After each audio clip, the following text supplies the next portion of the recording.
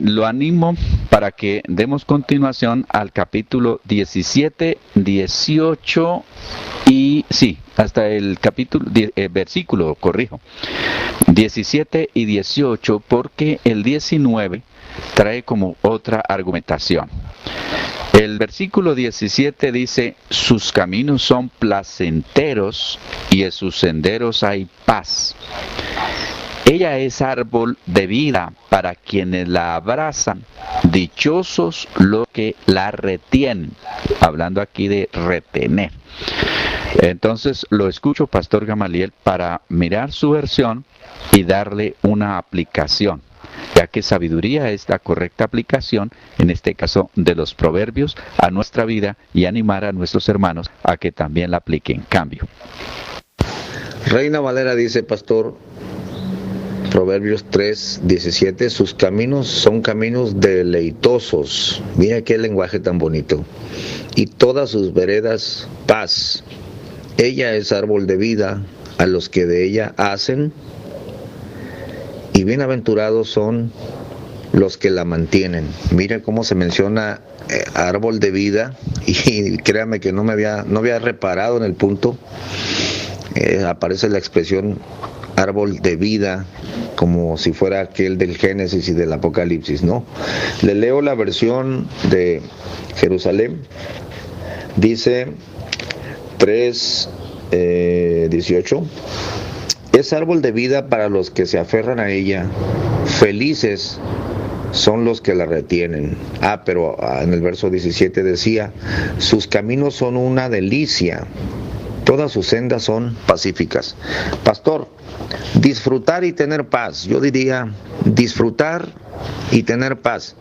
Puede tenerse riqueza, pastor, pero si es del narcotráfico, si es vino de robos, pan de maldad, no se disfruta ni tampoco se tiene paz. Qué importante, pastor. La Escritura está diciendo, si empiezas por la sabiduría, te vas a deleitar.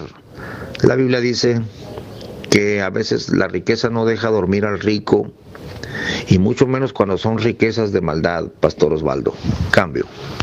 Sí, y yo conozco gente que tal vez adquiere su riqueza, pero está en un afán de obtener esas riquezas tan tremenda que no pueden experimentar esa tranquilidad, esa paz bonita que el Señor prometió y que nos daría. Entonces, esa paz que no es como el mundo la da, muchos la buscan por ese lado.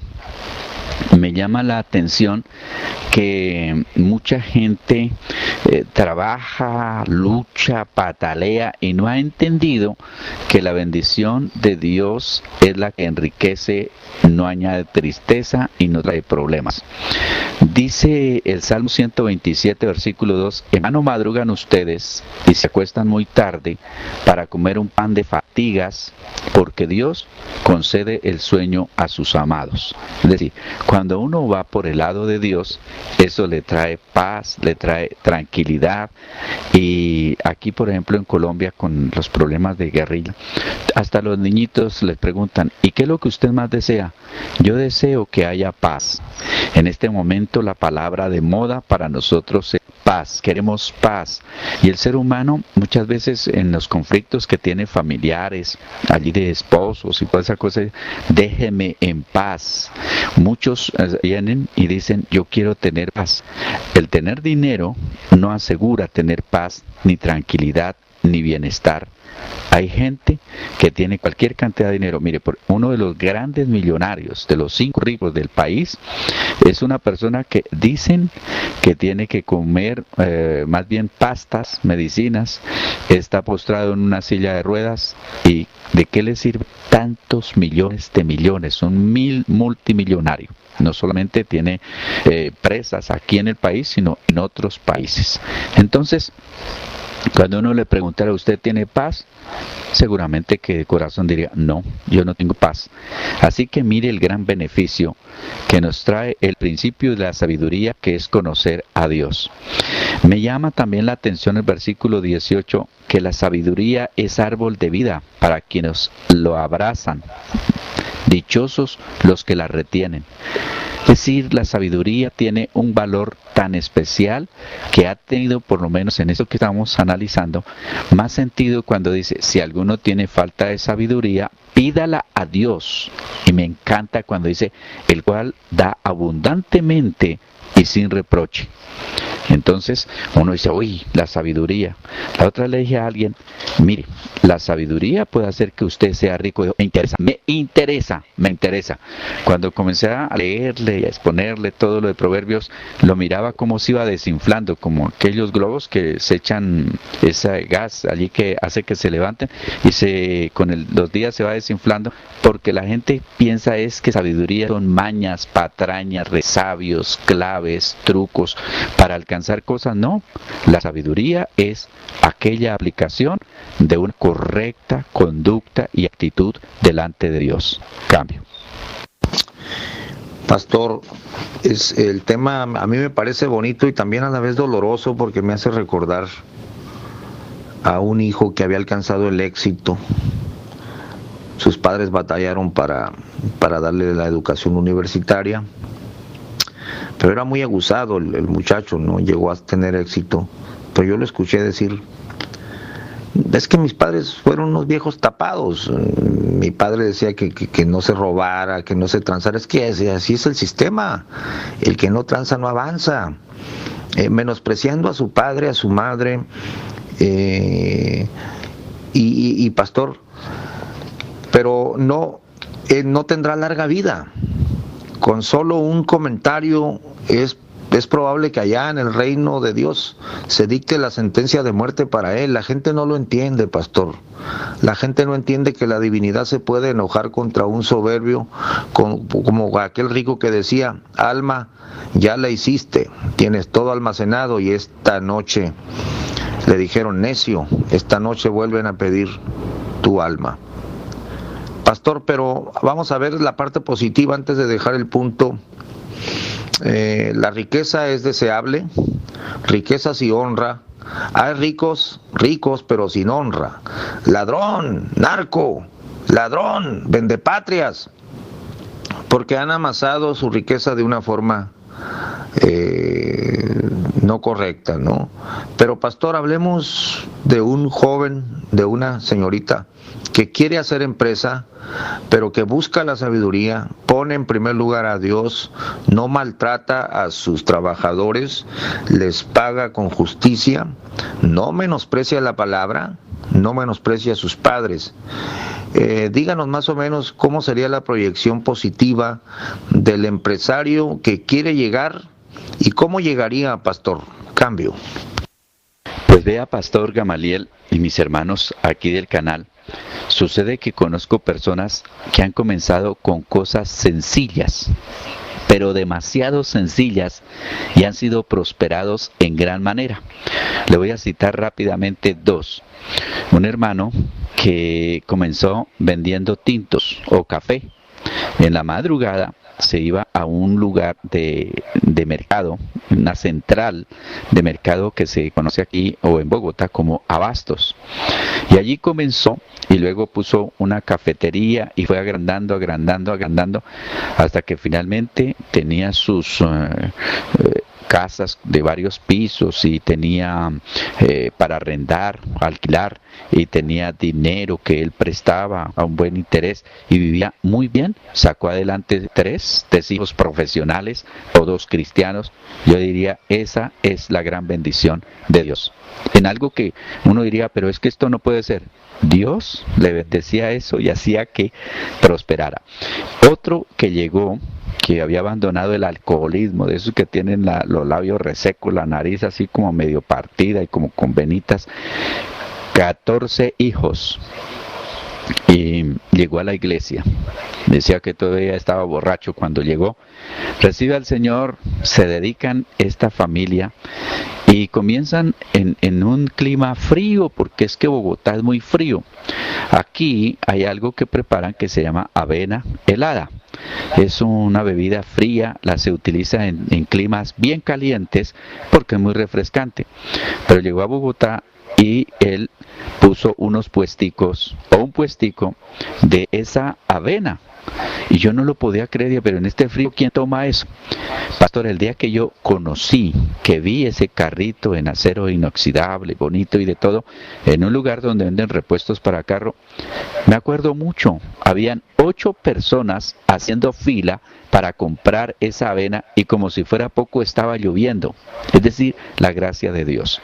Los conocí todavía en una casita, estaban muy amontonados y estaban en un barrio difícil, pero al poco tiempo me invitaron a su casa en un barrio ya totalmente diferente. Llegaban a la iglesia luego no en un carro, en 3 carros, el de ellos, el de sus hijos, en nomás. Yo estuve trabajando en un colegio y allí habían como 5 de ellos y había para primaria, para secundaria, para universidad, para todos esos hijos. Y yo le preguntaba a él, pero de verdad todo sale de esa avenita. Si no fueran cristianos, si no fuera gente sencilla, de verdad uno pensaría que tendrían allí como una cortina de humo y que estarían en malas cosas. Así bendice Dios a quien le cree, así bendice Dios a quien le busca. Tengo aquí en la iglesia un hombre que está supremamente próspero. Le aprobaron, creo que ahorita va por, no sé si para 3 millones de euros, a ver cómo se llama la que está por allá, a ver, me acuerdo, para una empresa. Comenzaron por 1,5 millones que le aprobaron como capital semilla. Se está estableciendo una empresa allá en Guatemala. Pero ¿qué pasa? El hombre cuando llegó a la iglesia pues no venía pidiendo limosna, pero de una manera sencillita. Pero Dios comenzó a prosperarlo, Pastor Gamaliel, y ha ido prosperando, pero tremendamente. Todo lo que vea o todo lo que coja lo convierte en fuente de ganancia. Pero él, por ejemplo, ha entendido para qué Dios lo prospera. Y yo le digo, usted está siendo prosperado para 2 cosas en particular. Una, para que sea un medio donde le va a dar trabajo a las familias y van a encontrar sustento para sus familias. 2, para que usted sea un ejemplo y un medio que ellos conozcan la palabra de Dios. Y ahí está, ahí va. Es el que ahorita nos sirvió como fiador para la adquisición del terreno que tenemos y son ejemplos de prosperidad. Uno mira algo y no le encuentra la forma de manejarlo, de hacerlo producir, pero a ellos sí. Eso es sabiduría que Dios les ha dado para poner en práctica esos conocimientos y ser prosperados. Y lo hacen de manera correcta, de manera que glorifican a Dios. Y así podría seguirle contando a otro con papa. Yo no sé si allá en México, unas papitas pequeñitas, amarillas, y descubrió, y ahorita es un gran empresario. Vino hace poco a darnos una charla. No es letrado, no es un doctor, es un hombre muy sencillo, pero con unos testimonios tremendísimos de lo que es la bendición de Dios. Cambio. No, pastor, usted puede alargarse en el punto porque es la parte práctica del programa para incentivar a todos aquellos que les gustaría hacer empresa, pero que no saben o no tienen la instrucción para empezar por la sabiduría o como su primer tesoro, como su primera materia de negocio, porque dice su mercadería es mejor que la mercadería de la plata y sus frutos más que el oro fino. Yo también conozco casos de éxito. Estuve a la mesa comiendo con un hombre que financió la compra de unos terrenos en Las Vegas. Me contó su historia. Es una familia desintegrada que sufrió mucho. El hombre vino, Dios le dio ese toque de los empresarios tan misterioso, y ahora pues ha financiado un edificio y la iglesia se lo está pagando poco a poco. Y yo le comentaba a él exactamente lo mismo. Dios le ha dado esto para que cubra y no menosprecie al trabajador que no tiene más visión más que la de cumplir con su trabajo bien hecho, pero tiene miedo de invertir o no sabe cómo hacerlo, ¿no? Estos son dones de Dios. Pastor, ella es árbol de vida. Hay felicidad, hay deleite cuando la persona honró a su padre, a su madre, no menosprecia al pobre, no menosprecia el ministerio, la palabra de Dios, pero hay que mantenerlo. Bienaventurados son las que la mantienen. La riqueza de Job, pastor, dice, hubo en tierra de Uz un varón temeroso de Dios, recto y temeroso de Dios, etcétera. Después habla de la riqueza que tenía, pero se mantuvo a la hora de la tentación, se mantuvo, pastor. Después, y eso quisiera leerlo porque ya tenemos poquito para el programa, pastor, ¿no dice la escritura que le dieron unas piececitas de moneda sus hermanos cuando lo vieron sarnoso, de luto, vituperado por sus amigos? Pero siempre me ha llamado la atención aquí, pastor. Mire lo que dice Job 42:11. Y vinieron a él todos sus hermanos y todas sus hermanas y todos los que antes le habían conocido, y comieron con él pan en su casa, y condoliéronse de él, y consoláronle de todo aquel mal que sobre él había Jehová traído. Aquí está la nota. Y cada uno de ellos le dio una pieza de moneda y un zarcillo de oro. Con este capital empieza Job, y luego dice: y bendijo Jehová la postrimería de Job más que en su principio, porque tuvo 14,000 ovejas y 6,000 camellos y 1,000 yuntas de bueyes y 1,000 asnas, etcétera. Pero la Biblia dice en el verso 16: y después de esto vivió Job 140 años, y vio a sus hijos y a los hijos de sus hijos hasta la 4ª generación. Murió pues Job viejo y lleno de días, y yo añado, lleno de plata y con paz en el corazón. Cambio. Son aquellas historias y aquellas verdades que es fascinante leerlas, pero cuando se lee, más bien cuando se vive una pérdida, algo que uno tuvo y luego lo pierde, no es tan fácil asimilarlo, y no es tan fácil decir: Dios dio, Dios quitó, bendito el nombre de Dios. Yo entiendo a Job toda esa argumentación tan tenaz con esos amigos, porque es que los amigos le decían: esto le sucedió porque usted pecó, y Job decía que no pequé. Y bueno, Dios le dio la razón de que él no había pecado, pero de todas maneras esas pérdidas son tremendas.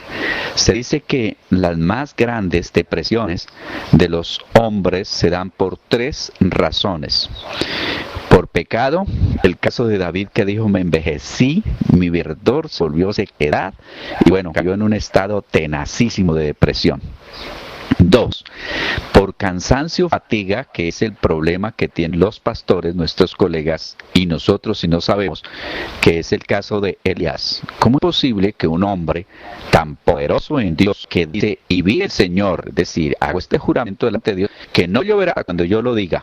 Este hombre decía: yo sé que Dios me respalda, que hizo descender fuego del cielo, pero que ante una amenaza salió corriendo todo un día, se sienta bajo un árbol y busca o se pone a lamentarse y a decirle a Dios que le mandara la muerte. En otras palabras, tenía temor y si no se hubiera suicidado. Entonces tenemos el de David por pecado, el de Job, el de Elías por cansancio. Cuando una persona se dedica y finalmente alcanza un logro, tiene que estar preparado para asumir nuevamente otro reto, porque el hombre fue hecho para alcanzar propósitos. Pero tenemos el caso de Job, que es el que nos ha llevado aquí. El caso de Job entra en esa situación tan tremenda, por pérdida. No es que no le haya importado nada su pérdida de sus hijos, de su esposa, la salud y sus amigos. 5 cosas importantes perdió Job: los bienes materiales, luego perdió la familia, los hijos, ¿no? 2, 3, perdió la salud. 4, perdió la esposa, y 5, perdió los amigos. Entonces, esta gente tiene que tener allí de verdad la ayuda de Dios para poder salir adelante. Por eso, la sabiduría es árbol de vida para quienes la abrazan, para quienes la retienen, para quienes la buscan, para quienes le dan el valor, y esto nos ayudará en los momentos difíciles, Pastor Gamaliel y mis hermanos del canal Cambio. Pastor, yo quiero hacer una mención de algo muy peligroso que la gente no entiende. La gente no entiende, pastor, que todo lo que uno habla con soberbia es escuchado allá en las regiones celestes. El caso más así palpable que yo veo en la Biblia, Daniel capítulo 4, al cabo de 12 meses, en el verso 29, andándose paseando sobre el palacio del reino de Babilonia, habló el rey y dijo: mire, pastor, ¿no es esta la gran Babilonia que yo edifiqué para casa del reino con la fuerza de mi poder y para gloria de mi grandeza? Aún estaba la palabra en la boca. Mire, aquí está lo que quería transmitir. Aún estaba la palabra en la boca del rey cuando cae una voz del cielo: a ti dicen, rey Nabucodonosor, el reino es traspasado de ti. Bueno, la sentencia, pero aquí dice en el verso, en el verso, dice, la sentencia es: hasta que conozcas, bueno, lo perdí, pero dice, acá está, pastor, acá está en el verso 24, cuando le habían advertido, esta declaración, oh rey, esta es la declaración de tu sueño y la sentencia del Altísimo que ha venido sobre el rey, mi señor. Entonces, hay una deliberación en los cielos, y luego dice, bueno, ya traspasó todo, se está adjudicando la gloria. Mire, aquí en Mexicali hay un empresario que es chatarrero, ¿no? Su padre le heredó el negocio, empezó a prosperar, puso una chatarrería, luego otra y otra, me parece que tenía 3, él me lo contó. Y cuando había prosperado y tenía casas y todo, pastor, dice que bañándose, meditando bajo la ducha, todo lo que había logrado, de repente dice, hermano, yo no sé, dice, cómo me salió eso, pero me salió la expresión y dije, a mí ni Dios me empobrece. Imagínese la estupidez que salió de los labios de este soberbio. Él no era cristiano, pero dice, oye, le dije, ¿cómo te atreviste a decir eso? No sé, hermano, me salió. Porque del fondo del corazón del hombre salen las blasfemias, dice la Biblia, ¿no? Dice que desde que él pronunció eso, se vino abajo todo, perdió todo, lo echaron a la cárcel. Después buscó al Señor y ahorita tiene, me parece que 2 chatarreras, se está levantando. Pero la gente no entiende que lo que habla con soberbia es peligrosísimo. Cambio. Vea, Pastor Gamaliel, sucede y pasa que ahí es donde tenemos que ir a los principios, o más bien a lo que Dios dice en su palabra. ¿Usted no ha pensado cuánto tiempo demoró el Señor pensando si echaba al diablo del cielo por su rebelión? A mí me parece que fue un acto inmediato. Él que toma esa decisión y el Señor que lo corta. En el caso de Nabucodonosor, su rebelión, su altivez, su soberbia, todo eso es el principio del diablo en el hombre, y eso no lo tolera Dios. Y fíjese que todos aquellos que se han enaltecido, que han hecho confesiones, por ahí sale hasta por Facebook la lista del barco tan grandote que ni el mismo Dios lo hundía. Y todas estas declaraciones de los virus y toda esta gente fueron cortados, por decir, inmediatamente.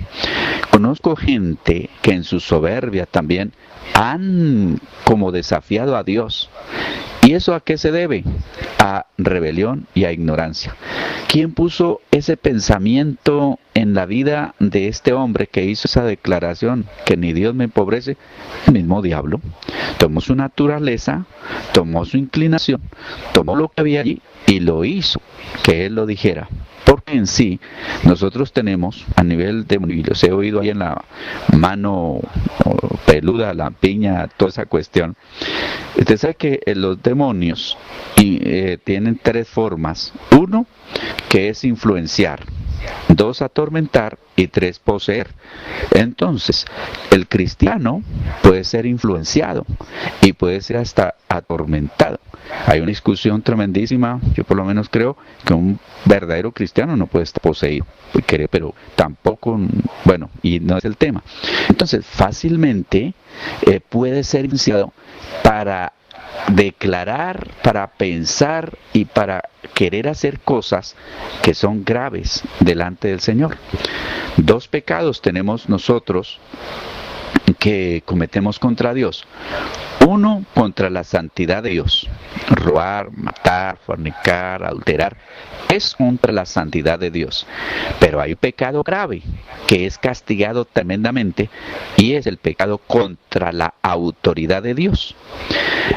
Muchos hemos preocupado muchísimo de hablar de los pecados contra la santidad de Dios, y eso es bueno hablar, pero se desconocen los pecados contra la autoridad de Dios. ¿Por qué fue el Señor tan fuerte con Coré, Datán y Abirán? ¿Por qué el Señor fue tan fuerte con los hermanos de Moisés, con Aarón y con María? ¿Por qué el Señor fue tan fuerte con Saúl? ¿Por qué el Señor fue tan fuerte en muchos casos? Comenzando con el mismo Satanás. Porque allí está la autoridad de Dios. Entonces, cuando se toca con la autoridad de Dios, ya la cosa cambia, porque se va contra Dios. El pecado que se habla de la santidad de Dios es algo como externo, es como cuando uno le dice al niño, no haga eso, que eso que está haciendo está mal hecho. Pero ya cuando su conducta, su actitud, su forma de ser está tocando es con él. Entonces, cuando ese niño se rebota y piensa, digamos así, como agredir al papá, eso ya no es que rayó la pared, eso ya es más grave. Igual nos sucede con Dios. Y esto, versículo 18, ella es árbol de vida para quienes la abrazan, dichosos los que la retienen, nos hace entender todas esas verdades para no meternos en tremendos problemas con Dios. Cambio. Última apertura del micrófono, alguien que comente o le pregunte al pastor Osvaldo. Enseguida él hace el último comentario y yo hago la salida musical. Es un placer estar con ustedes, hermanos, y compartiendo, escuchando al pastor Osvaldo comentando juntos. ¿Quién pregunta? ¿Quién comenta? Cambio. Pastor, soy el hermano José Servino otra vez. Solo una pregunta al pastor acerca de la esposa de Job. Entonces, ¿la esposa de Job murió o él se casó con otra mujer? Parece que oí el comentario ahí. Cambio. Lo que uno diga al respecto es especulación, porque bíblicamente no dice si se separó de ella y tuvo otra esposa o ella se murió. Los que están en contra del divorcio dicen que se murió para que Job pudiera tener otra esposa y tener hijos. Los que no dicen posiblemente se separó y dijo, yo no, con este pobre y con este enfermo y con este tipo tan arrancado yo no vivo, y se fue.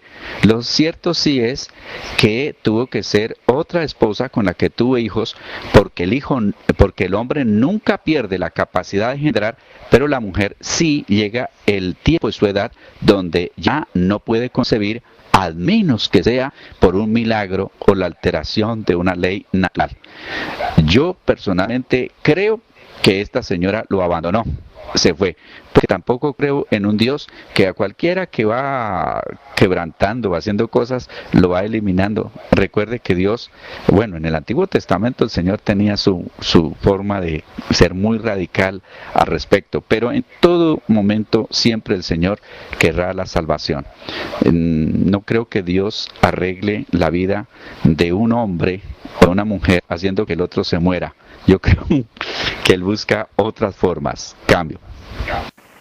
Pastor, pastor, muchas gracias. Una buena respuesta, de verdad.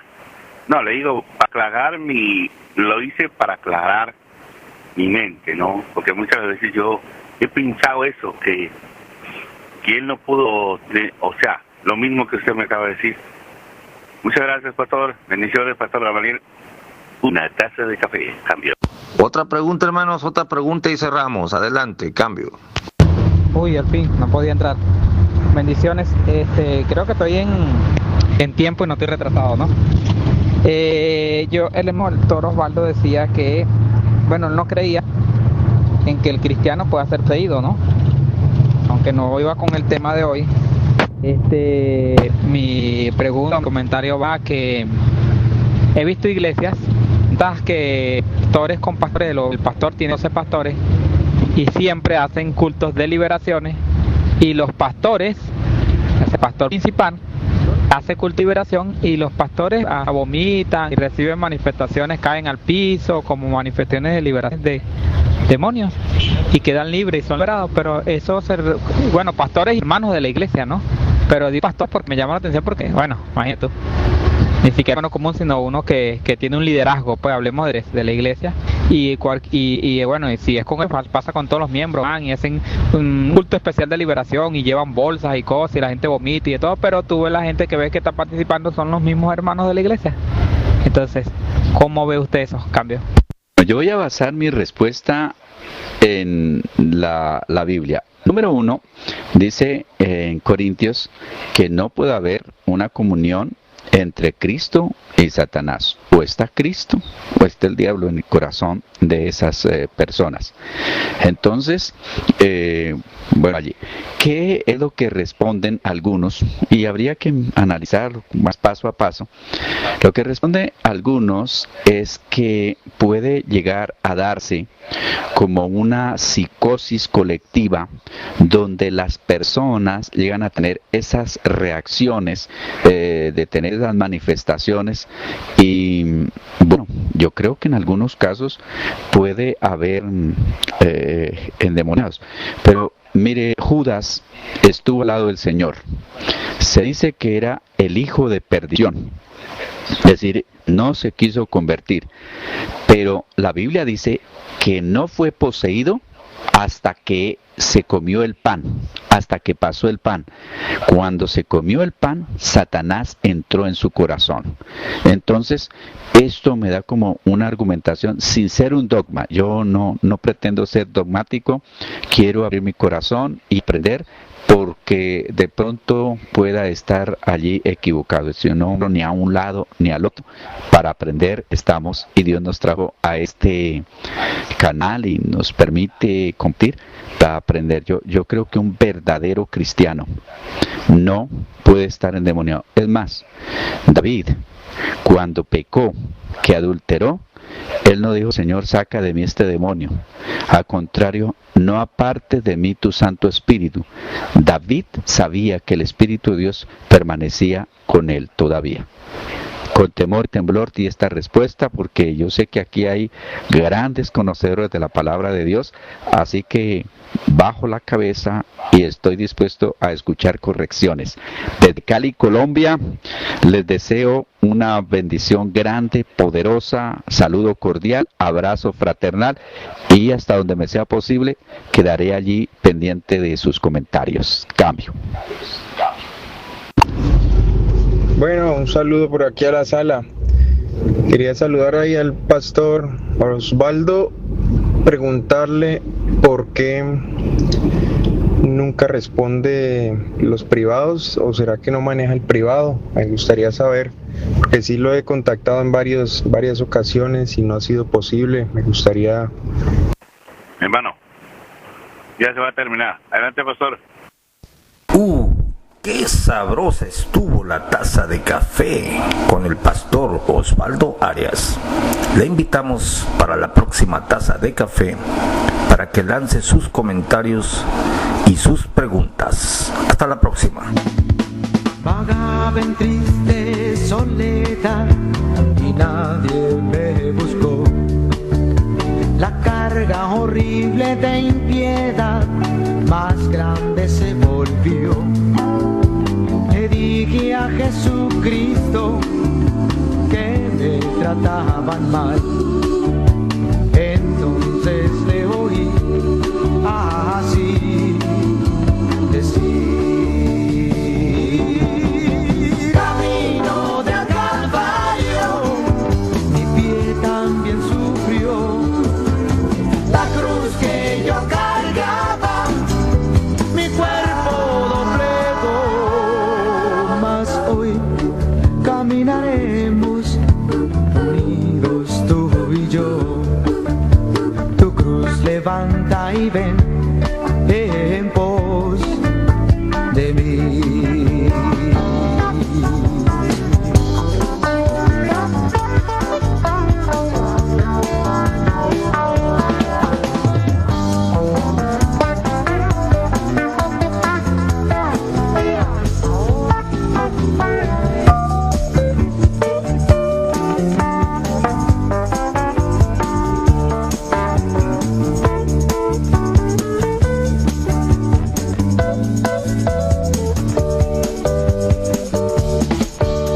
Señor, si llego a morir muy lejos de mi hogar, ni así podría lo sufrir tu pena compensar. Mejor amor de amigo no puedo yo encontrar.